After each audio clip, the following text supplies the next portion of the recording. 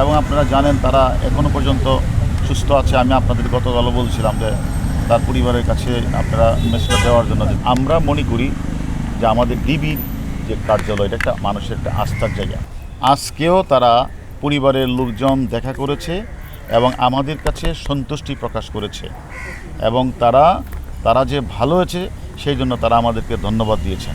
এই কোঠাবিরোধী আন্দোলনটা এই কোমলমতি শিক্ষার্থীরা করেছিল, তাদের ভিতরে ঢুকে একটি গোষ্ঠী জামাত বিএনপির চক্র তারা ঘোলাপানিতে মাছ শিকার করার জন্য তারা বিভিন্ন ধরনের ধ্বংসাত্মমূলক কাজটি করেছে। আপনারা জানেন আপনারা জানেন তারা এখনও পর্যন্ত সুস্থ আছে। আমি আপনাদের গতকালও বলছিলাম যে তার পরিবারের কাছে আপনারা মেসেজ দেওয়ার জন্য যে তারা আমাদের কাছে ভালো আছে, সুস্থ আছে এবং তার ধারাবাহিক তাদের পরিবারে কিন্তু গতকাল রাতেও এসেছে। আজকেও কিন্তু তার পরিবারের লোকজন তাদের সাথে কথা বলেছে এবং তার পরিবারের লোকজন অলরেডি বলেছেনও যে তারা কী পর্যায়ে আছে, কীভাবে আছে।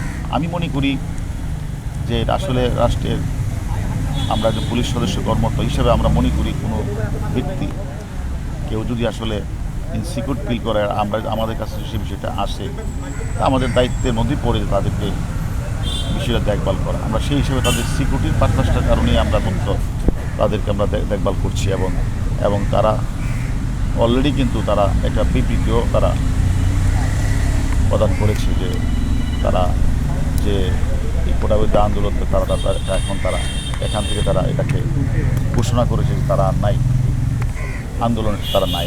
এখন যদি আপনারা মনে করেন যে এটাও একটা গুজব ছড়িয়েছে, আমরা দেখেছি গতকাল রাতে যে তারা স্বেচ্ছায় বিবৃতি দেয় নাই, এই ধরনের কথাও বলেছে।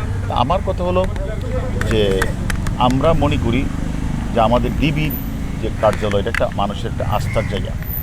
এখানে কাউকে হেনস্থা করা বা কারো প্রতি অন্যায় আচরণ করা সেটা ডিবি কখনোই করে না এবং আমি মনে করি ভবিষ্যতেও করবে না। এটা একটা আস্থার জায়গা। মানুষ যখন কোনো বিপদে পড়ে আমাদের কাছে আসে, কেউ যেন সিকিউরিটিহীনতায় ভোগে আমাদের কাছে আসে বা আমরা নিয়ে আসি, আমরা তাদের সিকিউরিটি দেওয়ার জন্য মূলত কাজটা করি। গতকাল রাতেও পরিবারের লোকজন এসেছে, দেখা করেছে।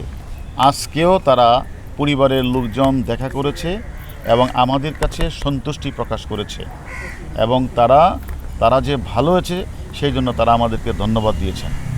আমরা মনে করি যেহেতু আপনারা জানেন এই কোঠাবিরোধী আন্দোলনটা এই কোমলমতি শিক্ষার্থীরা করেছিল, তাদের ভিতরে ঢুকে একটি গোষ্ঠী জামাত বিএনপির চক্র তারা ঘোলাপানিতে মাছ শিকার করার জন্য তারা বিভিন্ন ধরনের